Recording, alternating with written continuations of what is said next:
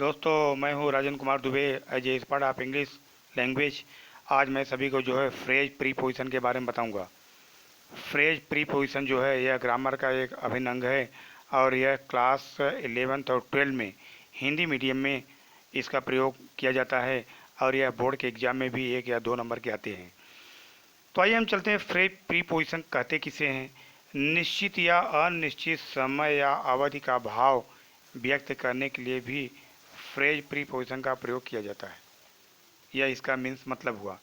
आइए हम बताते हैं फ्रेज प्रीपोजिशन की जो हैं उनके नियम और उनका कैसे प्रयोग किया जाता है उसके बारे में बताऊंगा।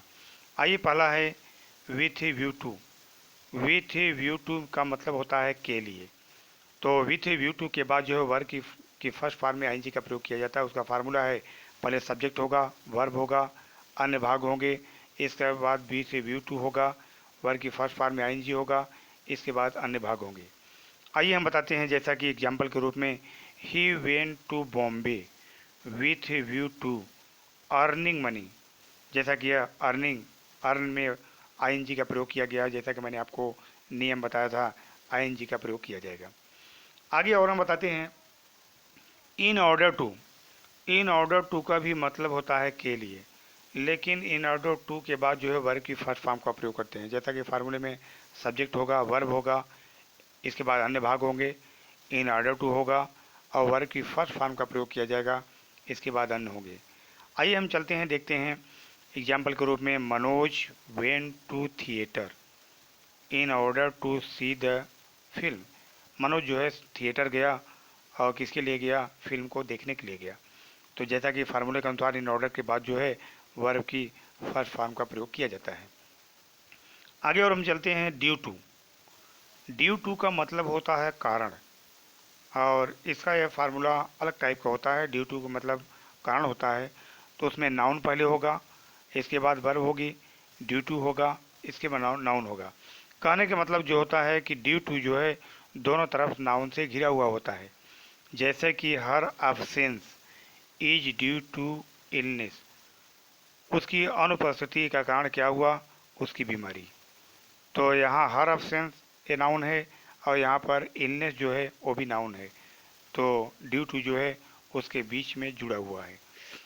आगे और हम चलते हैं, कारण के लिए और भी हैं, लेकिन उनका जो है अलग फार्मूले हैं। जैसा कि बिकॉज ऑफ, ओविंग टू और इन ऑर्डर टू। तो इन तीनों का मतलब भी होता है, देखो, because of, owing to, on account of है। तो इस सब का मतलब होता है कारण।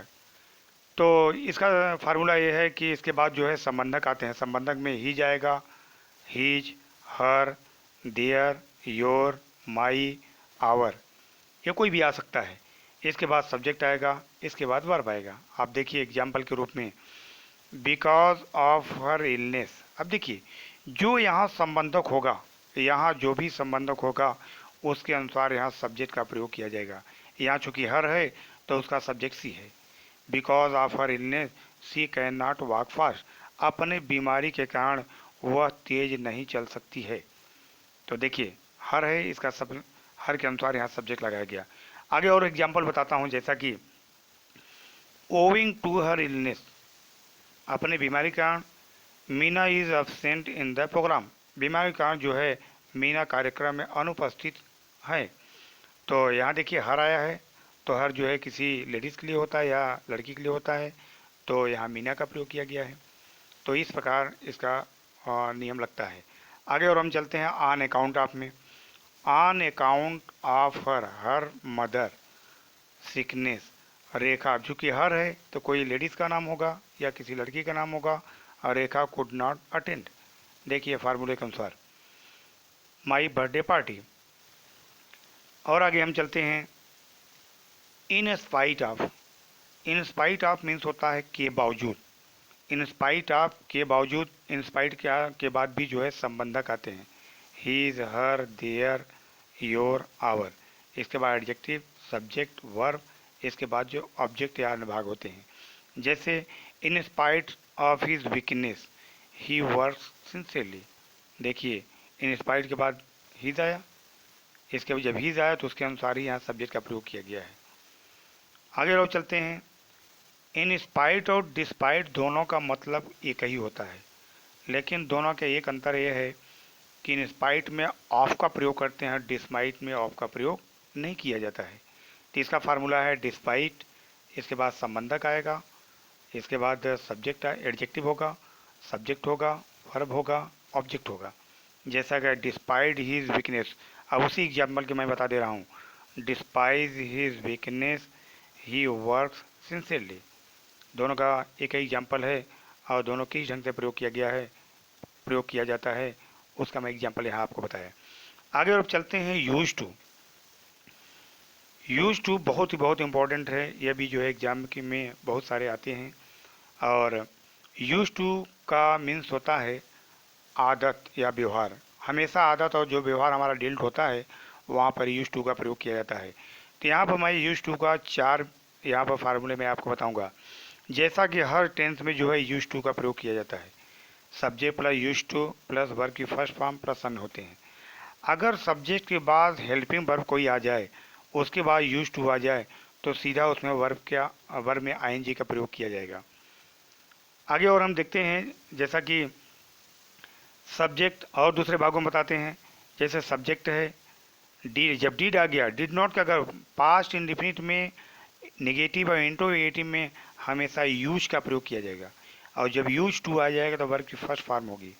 जैसा कि यह नेगेटिव है पास्ट का, और यह इंट्रोगेटिव है did plus subject use to verb की फर्स्ट फॉर्म क्वेश्चन मार्क। तो जैसा कि एक एक एग्जांपल मैं आपको बता रहा हूँ आगे।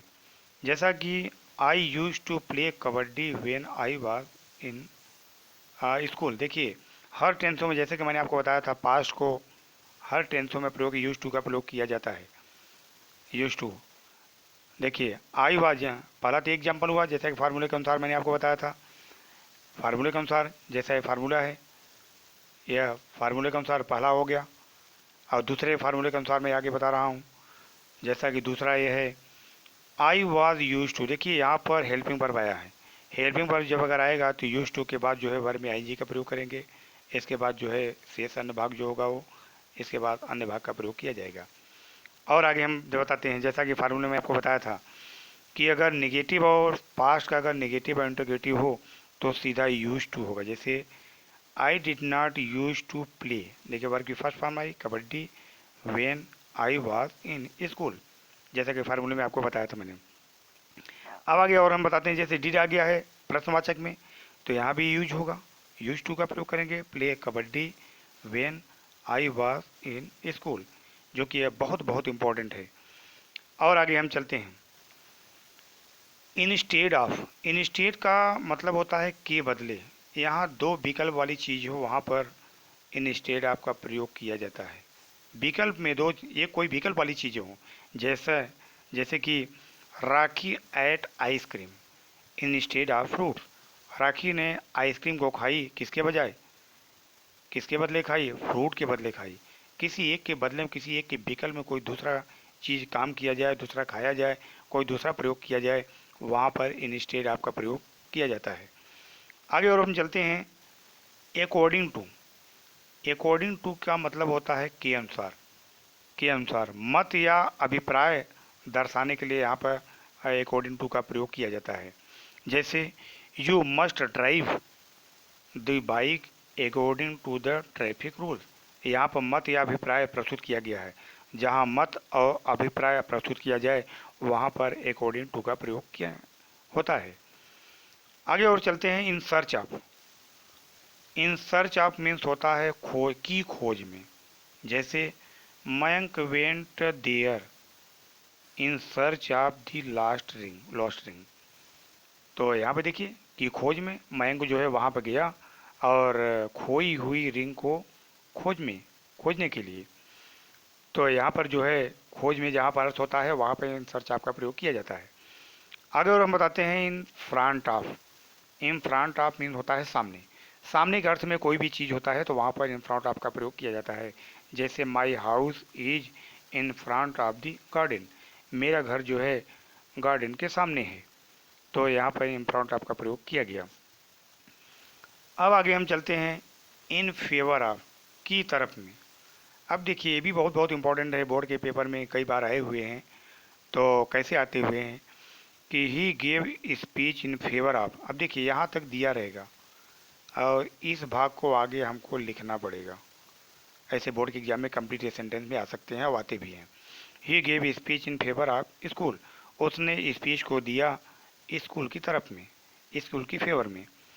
और देखिए इन फेवर ऑफ, और आगे मैं बताता हूँ ऑन बिहाफ ऑफ, दोनों का मतलब लगभग एक ही होता है और दोनों एक दूसरे के पूरक हैं और दोनों का प्रयोग एक दूसरे के स्थान पर किया जा सकता है। आगे हम चलते देखिए देखते हैं ऑन बिहाफ ऑफ में। ऑन बिहाफ ऑफ मीन्स होता है के तरफ से। We welcome you on behalf of student and staff, आपको जो है वेलकम किया जाता है किसकी तरफ से, छात्रों की तरफ से और स्टाफ की तरफ से। तो यह जो है फ्रेज प्रीपोजिशन जो है एक ग्रामर का विशेष भाग है और यह 11th और 12 खास तौर से गुजरात बोर्ड में कंप्लीट सेंटेंस में आते हैं। तो जैसा कि यह वीडियो आपको पसंद आया होगा, लाइक और शेयर और सब्सक्राइब जरूर करिएगा। आगे की वीडियो में फिर मिलूँगा। जय हिंद, जय भारत।